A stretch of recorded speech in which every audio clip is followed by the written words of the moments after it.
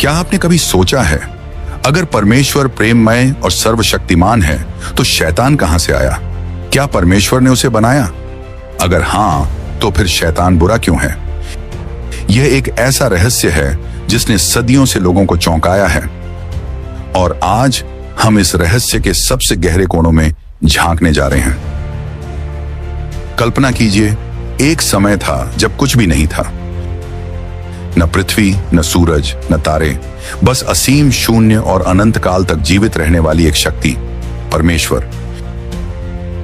परमेश्वर ने इस ब्रह्मांड को रचने से पहले एक और दुनिया बनाई थी, एक अदृश्य संसार, एक दिव्य संसार। यह वह संसार था जिसे हम स्वर्ग कहते हैं। स्वर्ग में कोई दर्द नहीं था, कोई अंधकार नहीं, कोई अन्याय नहीं। यह परमेश्वर की महिमा से चमक रहा था। वहां थे अनगिनत स्वर्गदूत, अद्भुत, शक्तिशाली, बुद्धिमान और तेजस्वी। बाइबल बताती है कि ये स्वर्गदूत किसी साधारण प्राणियों जैसे नहीं थे। वे अद्भुत क्षमता से भरपूर थे। वे प्रकाश की गति से भी तेज चल सकते थे। वे अदृश्य संसारों में यात्रा कर सकते थे और वे महान शक्ति रखते थे। हर स्वर्गदूत का एक काम था। कोई परमेश्वर की आराधना करता था, कोई संदेश वाहक था, कोई योद्धा था, और कुछ ऐसे थे जो परमेश्वर के सिंहासन के सबसे करीब थे। परंतु इन सब के बीच एक स्वर्गदूत सबसे अलग था, सबसे सुंदर, सबसे बुद्धिमान, सबसे तेजस्वी। उसका नाम था लूसीफर। लूसीफर सिर्फ कोई साधारण स्वर्गदूत नहीं था, वह परमेश्वर के सबसे करीब था। वह परमेश्वर के सिंहासन के पास खड़ा रहने वाला अभिषिक्त करूब था। परमेश्वर ने उसे अद्वितीय सौंदर्य और शक्ति दी थी। उसकी महिमा ऐसी थी कि कोई और स्वर्गदूत उसकी बराबरी नहीं कर सकता था। उसकी आवाज संगीत से भी मधुर थी। वह ज्ञान और शक्ति का भंडार था। स्वर्गदूत उसकी ओर देखते और कहते, लूसीफर जैसा कोई नहीं। लेकिन कोई नहीं जानता था कि इस तेजस्वी प्रकाश के पीछे एक अंधेरा छुपा था। लूसीफर के मन में एक रहस्यमयी विचार ने जन्म लेना शुरू कर दिया था। एक ऐसा विचार जो पहले कभी किसी के मन में नहीं आया था। स्वर्ग में हर चीज परिपूर्ण थी, वहां सिर्फ आनंद और प्रेम था। फिर भी लूसीफर के मन में कुछ बदल रहा था। धीरे धीरे वह अपनी सुंदरता को निहारने लगा। वह अपनी बुद्धिमानी पर गर्व करने लगा। वह अपनी शक्ति पर अभिमान करने लगा। फिर एक दिन उसके मन में पहली बार एक नया विचार आया। अगर मैं परमेश्वर के समान बन जाऊं तो। लूसीफर ने अपने दिल में यह सोचना शुरू कर दिया, मैं इतना सुंदर हूं, इतना बुद्धिमान हूं, सबसे ताकतवर हूं, तो मैं परमेश्वर के सिंहासन पर क्यों ना बैठूं? परमेश्वर जानता था कि उसके स्वर्गदूत क्या सोच रहे हैं, लेकिन उसने लूसीफर को तुरंत नहीं रोका। पर क्यों? परमेश्वर चाहता तो उसे तुरंत नष्ट कर सकता था, लेकिन नहीं, उसने उसे समय दिया। क्यों? क्या परमेश्वर जानबूझकर उसे शैतान बनने दे रहा था, या फिर कुछ और योजना थी? अब लूसीफर का मन पूरी तरह बदल चुका था। पहले वह परमेश्वर की महिमा में मग्न रहता था, लेकिन अब वह अपनी ही प्रशंसा करने लगा था। उसने अपने विचारों को दूसरों से साझा नहीं किया, लेकिन उसकी चालाकी से धीरे धीरे अन्य स्वर्गदूतों के मन में भी संदेह पैदा होने लगा। क्या सच में परमेश्वर सबसे ऊंचा है? अगर लूसीफर राजा बन जाए तो क्या हम और अधिक स्वतंत्र नहीं होंगे? शायद हमें कुछ नया आजमाना चाहिए। एक छोटा सा विचार धीरे धीरे एक आग बन रहा था। लूसीफर खुद को अब एक राजा की तरह देखने लगा था। वह चाहता था कि स्वर्गदूत उसका सम्मान करें, उसी की आराधना करें। पर यह कैसे संभव था? स्वर्ग तो परमेश्वर का था, तो क्या लूसीफर परमेश्वर को सिंहासन से हटाने की सोच रहा था? लूसीफर का अभिमान उसे किस दिशा में ले जाता है? वह विद्रोह कैसे करता है? परमेश्वर उसे क्यों नहीं रोकता? और क्या स्वर्ग में युद्ध होने वाला है? कल्पना कीजिए, अनंत काल से पहले की बात। स्वर्ग में सब कुछ उज्जवल था, शांति से भरा हुआ। लाखों स्वर्गदूत परमेश्वर की महिमा का गुणगान कर रहे थे। वहां का वातावरण प्रेम, आदर और पवित्रता से भरा था। परमेश्वर के सिंहासन के चारों ओर तेजस्वी स्वर्गदूतों की सेना थी जो उसकी आराधना कर रही थी। लेकिन उस स्वर्ग में एक ऐसा क्षण आया जिसने सब कुछ बदल दिया। एक विचार जन्मा, और उसी विचार ने पूरे स्वर्ग को हिलाकर रख दिया। लूसीफर वह स्वर्ग का सबसे सुंदर और बुद्धिमान स्वर्गदूत था। वह परमेश्वर के सबसे नजदीक था, उसकी महिमा का सबसे बड़ा प्रतिनिधि। यहेजकेल 28 का 12 से 15 में कहा गया है कि वह निर्दोष और परिपूर्णता की मुहर था, लेकिन उसके भीतर धीरे धीरे एक नया विचार जन्म लेने लगा। शायद यह केवल एक विचार भर था, क्या मैं परमेश्वर के बराबर नहीं हो सकता? शायद यह केवल एक सवाल था, क्यों सिर्फ परमेश्वर को आराधना मिले? क्या मैं भी उसकी तरह नहीं हो सकता? लेकिन यह विचार लूसीफर के भीतर गहराई से बैठ गया। शुरू में वह खुद से लड़ता रहा, नहीं, यह गलत है, परमेश्वर ही सर्वोच्च हैं। लेकिन फिर उसकी सोच बदलने लगी। वह स्वर्ग के हर नियम को देखने लगा। उसने हर व्यवस्था का निरीक्षण किया और फिर एक और सवाल उसके मन में आया, अगर मैं भी शासक बन जाऊं तो? धीरे धीरे यह सवाल उसके अस्तित्व का हिस्सा बन गया। अब वह सिर्फ परमेश्वर की महिमा नहीं देख रहा था, बल्कि अपनी खुद की महिमा चाहता था। लूसीफर समझ गया था कि उसे अकेले विद्रोह करने से कुछ हासिल नहीं होगा। उसे और भी स्वर्गदूतों की आवश्यकता थी। उसने स्वर्ग के अन्य स्वर्गदूतों से गुप्त रूप से बातचीत करनी शुरू कर दी। क्या तुमने कभी सोचा है कि हमें भी कुछ अधिकार मिलने चाहिए? हम इतने शक्तिशाली हैं, लेकिन हमें हर आज्ञा का पालन करना पड़ता है। क्यों? क्या यह सही है कि सिर्फ एक ही परमेश्वर हो? कुछ स्वर्गदूत इन सवालों से विचलित हो गए। उन्होंने कभी ऐसा कुछ नहीं सोचा था। लेकिन जब लूसीफर ने उन्हें यह बताना शुरू किया कि वह एक नया शासन ला सकता है, जहां वे स्वतंत्र होंगे, जहां उन्हें अपनी इच्छा से जीने का अधिकार मिलेगा, तो धीरे धीरे स्वर्गदूत उसकी ओर आकर्षित होने लगे। स्वर्ग में अब एक अलग सी हलचल थी। कुछ स्वर्गदूतों के विचार बदल रहे थे। वे अब पहले की तरह नहीं सोच रहे थे। जो कल तक परमेश्वर की महिमा के गीत गा रहे थे, वे अब लूसीफर की बातों पर विचार कर रहे थे। कुछ डर रहे थे, क्या यह सही है? कुछ उत्साहित थे, शायद लूसीफर सही कह रहा है। और कुछ पूरी तरह से लूसीफर के पक्ष में आ गए थे, हाँ, हमें भी शक्ति चाहिए। लूसीफर का प्रभाव बढ़ता जा रहा था। अब वह केवल विचारों तक सीमित नहीं था, बल्कि उसने अपने अनुयायियों को संगठित करना शुरू कर दिया था। फिर वह दिन आया जब लूसीफर ने छुपकर बातें करना बंद कर दिया।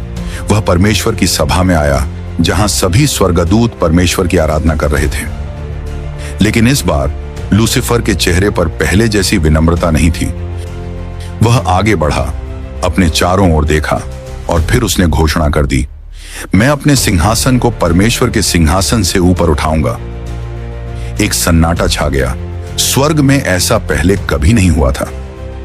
क्या कोई सच में परमेश्वर को चुनौती दे सकता है? परमेश्वर के सिंहासन के चारों ओर खड़े स्वर्गदूतों ने अविश्वास से देखा। अब फैसला होना था। परमेश्वर के स्वर्गदूत, जिनका नेतृत्व प्रधान स्वर्गदूत मीकाएल कर रहे थे, तुरंत हरकत में आ गए और स्वर्ग में युद्ध हुआ। मीकाएल और उसके स्वर्गदूतों ने अजगर से लड़ाई की और अजगर और उसके स्वर्गदूतों ने भी लड़ाई की। स्वर्ग में पहली बार युद्ध हुआ। यह कोई साधारण युद्ध नहीं था। यहां शक्ति और बुद्धिमत्ता की लड़ाई थी। आकाश बिजली की तरह चमक उठा। चारों ओर उग्र आग थी। स्वर्गदूतों की तलवारें टकरा रही थीं। स्वर्ग का सबसे भयानक संग्राम चल रहा था। लेकिन लूसीफर हार गया। उसके विचार जितने भी प्रभावशाली थे, वह परमेश्वर की शक्ति से अधिक नहीं थे। और वह बड़ा अजगर, जो पुराना सांप कहलाता है, जिसे शैतान और शत्रु कहा जाता है, पृथ्वी पर गिरा दिया गया और उसके स्वर्गदूत भी उसके साथ गिरा दिए गए। स्वर्ग अब पहले जैसा शांत हो गया था, लेकिन लूसीफर और उसके अनुयायी अब गिर चुके थे। अब लूसीफर, जो कभी सबसे उज्जवल स्वर्गदूत था, शैतान बन चुका था।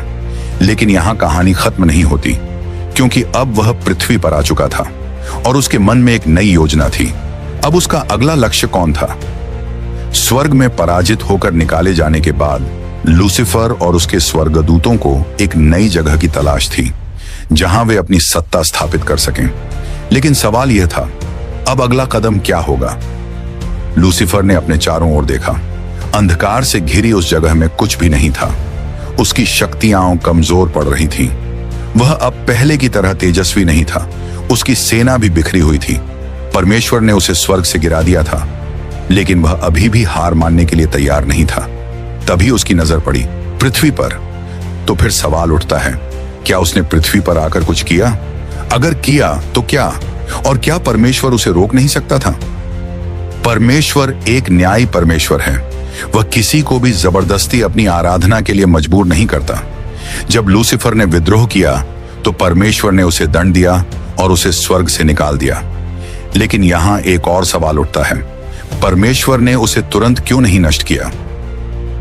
कल्पना कीजिए, अगर कोई सरकार के खिलाफ विद्रोह करता है और सरकार तुरंत उसे मार डालती है, तो बाकी लोग क्या सोचेंगे? क्या वे यह नहीं मानेंगे कि सरकार ने उसे इसलिए मार दिया क्योंकि वह सही था? यही कारण था कि परमेश्वर ने लूसीफर को तुरंत नष्ट नहीं किया। उसे समय दिया गया ताकि उसकी सच्चाई सभी के सामने आ सके। परंतु लूसीफर ने इस मौके का गलत फायदा उठाया। वह सीधे पृथ्वी पर आया। पृथ्वी पर तब कुछ भी नहीं था, न मनुष्य, न पशु पक्षी, न पेड़ पौधे। यह शून्य और अंधकार से भरी हुई थी। लेकिन फिर कुछ ऐसा हुआ जिसने इतिहास को हमेशा के लिए बदल दिया। बाइबल कहती है, आदि में परमेश्वर ने आकाश और पृथ्वी की सृष्टि की और परमेश्वर ने कहा, हम मनुष्य को अपने स्वरूप के अनुसार बनाएं। परमेश्वर ने एक नई दुनिया बनाई। उसने प्रकाश बनाया, आकाश और समुद्र बनाए, पेड़ पौधे, पशु पक्षी, हर चीज बनाई। और फिर सबसे आखिर में उसने मनुष्य को बनाया, आदम और हव्वा। यह लूसीफर के लिए एक बड़ा झटका था। स्वर्ग से गिरने के बाद भी उसमें घमंड और ईर्ष्या बनी रही। वह अब भी खुद को राजा समझता था। लेकिन अब उसने देखा कि परमेश्वर ने एक नई सृष्टि बनाई है, एक ऐसी दुनिया जहां नए प्राणी बनाए गए हैं। और सबसे बड़ी बात, परमेश्वर ने इन प्राणियों को भी स्वतंत्र इच्छा दी थी। लूसीफर को एक नई योजना सूझी। अगर मैं इन मनुष्यों को परमेश्वर के खिलाफ भड़का दूं, तो शायद यह दुनिया मेरी हो सकती है। अदन का बगीचा स्वर्ग के समान था, सुंदर, शांति से भरा हुआ और परमेश्वर की महिमा से चमकता हुआ। आदम और हव्वा इसमें रहते थे और उन्हें केवल एक ही आज्ञा दी गई थी, तू भले और बुरे के ज्ञान के वृक्ष का फल न खाना, क्योंकि जिस दिन तू उसे खाएगा उसी दिन मर जाएगा। लेकिन लूसीफर, अब जिसे हम शैतान कहते हैं, इस मौके को जाने नहीं देना चाहता था। उसने खुद को एक सांप के रूप में बदल लिया और चुपचाप हव्वा के पास आया। और फिर उसने वह किया जो वह सबसे अच्छा करता है, छल। शैतान ने पूछा, क्या सचमुच परमेश्वर ने कहा कि तुम इस वृक्ष का फल नहीं खा सकते? हव्वा ने उत्तर दिया, हाँ, परमेश्वर ने कहा कि यदि हम इसे खाएंगे तो हम मर जाएंगे। शैतान हंसा और बोला, तुम मरोगी नहीं, बल्कि तुम परमेश्वर के समान हो जाओगी और तुम्हारी आंखें खुल जाएंगी। यह सुनते ही हव्वा के मन में शक आ गया। उसने फल को देखा, उसे अच्छा पाया और खा लिया। फिर उसने आदम को भी दिया और उसने भी खा लिया। और उसी पल कुछ ऐसा हुआ जिसने पूरी मानव जाति को बदल दिया। आदम और हव्वा ने परमेश्वर की आज्ञा का उल्लंघन किया और इसी के साथ पाप ने पहली बार इस दुनिया में प्रवेश किया। परमेश्वर ने उन्हें बुलाया और जब उन्होंने अपना अपराध स्वीकार किया तो उसने न्याय सुनाया, तू मिट्टी है और मिट्टी में फिर लौट जाएगा। मनुष्य अब मरने के लिए शापित हो गया था। शैतान यह देखकर खुश था। उसने सोचा, अब यह दुनिया मेरी है। लेकिन क्या सच में ऐसा था? क्या परमेश्वर ने उसे जीतने दिया? नहीं, परमेश्वर ने एक भविष्यवाणी दी, स्त्री का वंश तेरे सिर को कुचल देगा। यह भविष्यवाणी एक महान योजना की शुरुआत थी, एक ऐसी योजना जो शैतान को हमेशा के लिए पराजित कर देगी। उस दिन से लेकर आज तक शैतान लगातार इस दुनिया को बहकाने की कोशिश कर रहा है। उसने मनुष्यों के दिलों में पाप बढ़ा दिया, उसने सभ्यताओं को भ्रष्ट कर दिया, उसने दुनिया भर में युद्ध, दर्द और पीड़ा फैला दी। और सबसे बड़ी बात, उसने लोगों को परमेश्वर से दूर करने की कोशिश की। परमेश्वर के विरुद्ध उसकी यह लड़ाई अब भी जारी है। लेकिन याद रखें, परमेश्वर के पास एक योजना है और यह योजना शैतान की हार सुनिश्चित करेगी। तो अब हमें समझ में आता है, परमेश्वर ने लूसीफर को सिद्ध बनाया था, लेकिन लूसीफर ने अपनी स्वतंत्र इच्छा से गलत चुनाव किया और शैतान बन गया। उसे स्वर्ग से निकाल दिया गया, लेकिन उसने पृथ्वी पर आकर मनुष्यों को बहका दिया। आदम और हव्वा के पाप के कारण दुनिया में बुराई आ गई और यह लड़ाई आज भी जारी है। लेकिन क्या यह लड़ाई हमेशा चलेगी? क्या शैतान कभी पराजित होगा? इसका उत्तर बाइबल में छिपा है और इस रहस्य को समझने के लिए हमें यीशु मसीह की कहानी को देखना होगा। वह कहानी जिसने शैतान की अंतिम हार की नींव रखी। पुराने नियम में भविष्यवक्ताओं ने बार बार उस मसीहा के आने की भविष्यवाणी की जो परमेश्वर और मनुष्य के बीच की खाई को हटाएगा और शैतान की योजनाओं को विफल कर देगा। यशायाह 7:14 में लिखा है, देखो, एक कुंवारी गर्भवती होगी और वह एक पुत्र को जन्म देगी और उसका नाम इम्मानुएल रखा जाएगा। इसका अर्थ है कि मसीहा का जन्म चमत्कारिक रूप से होगा और वह स्वयं परमेश्वर होगा। मीका 5:2 में लिखा है, हे बेथलेहम, तू यहूदा के हजारों में छोटा है, तो भी तुझ में से एक पुरुष निकलेगा जो इस्राएल में प्रभुता करेगा। इसका मतलब है कि मसीहा बेथलेहम में जन्म लेगा। यशायाह 53:5 में लिखा है, परंतु वह हमारे ही अपराधों के कारण घायल किया गया, वह हमारे अधर्म के कामों के कारण कुचला गया, हमारी शांति के लिए ताड़ना उस पर पड़ी कि उसके कोड़े खाने से हम चंगे हो जाएं। इसका मतलब है कि मसीहा हमारी ओर से पीड़ा सहेगा और हमें शैतान के बंधन से मुक्त करेगा। इन भविष्यवाणियों के अनुसार मसीहा न केवल हमें पाप से छुड़ाएगा बल्कि वह शैतान की शक्ति को भी नष्ट कर देगा। जब समय पूरा हुआ तो परमेश्वर ने अपने वचन के अनुसार अपने पुत्र यीशु मसीह को इस संसार में भेजा, क्योंकि परमेश्वर ने जगत से ऐसा प्रेम रखा कि उसने अपना इकलौता पुत्र दे दिया, ताकि जो कोई उस पर विश्वास करे वह नष्ट न हो परंतु अनंत जीवन पाए। यीशु का जन्म, जीवन और सेवा शैतान के खिलाफ युद्ध की शुरुआत थी। वह एक साधारण बालक के रूप में जन्मा, लेकिन उसका जन्म चमत्कारिक था। उसकी मां मरियम कुंवारी थी और उसका जन्म पवित्र आत्मा के द्वारा हुआ था। उसने सत्य की शिक्षा दी और शैतान के झूठ को उजागर किया। उसने बीमारों को चंगा किया, मुर्दों को जिलाया और दुष्ट आत्माओं को बाहर निकाला, यह साबित करते हुए कि शैतान की शक्ति उसके सामने कुछ नहीं थी। लेकिन शैतान ने भी हार नहीं मानी। उसने यहूदा इस्करियोती और फरीसियों के माध्यम से यीशु को मरवाने की योजना बनाई। शैतान ने सोचा कि जब उसने यीशु को क्रूस पर चढ़वाया तो उसने जीत हासिल कर ली, लेकिन वास्तव में वही क्षण उसकी सबसे बड़ी हार थी। जब यीशु क्रूस पर मरे तो उन्होंने हमारे पापों का दंड अपने ऊपर ले लिया, और जब वह तीसरे दिन जी उठे तो उन्होंने मृत्यु और पाप पर पूरी विजय प्राप्त कर ली। इसलिए 1 कुरिन्थियों 15:55 में लिखा है, हे मृत्यु तेरी जय कहां रही, हे मृत्यु तेरा डंक कहां रहा। क्रूस पर शैतान की शक्ति टूट गई, लेकिन कहानी यहीं खत्म नहीं होती। यीशु ने वादा किया कि वह फिर से आएंगे, और जब वह आएंगे तब शैतान को पूरी तरह नष्ट कर देंगे। प्रकाशित वाक्य 22:12 में यीशु ने कहा, देख, मैं शीघ्र आने वाला हूं और हर एक के काम के अनुसार बदला देने के लिए प्रतिफल मेरे पास है। शैतान जानता है कि उसका अंत निश्चित है, लेकिन फिर भी वह हार मानने को तैयार नहीं है। बाइबल हमें बताती है कि वह पूरी दुनिया को धोखा देने में लगा हुआ है। शैतान ने न केवल अदन की वाटिका में आदम और हव्वा को धोखा दिया, बल्कि वह आज भी पूरी दुनिया को गुमराह कर रहा है।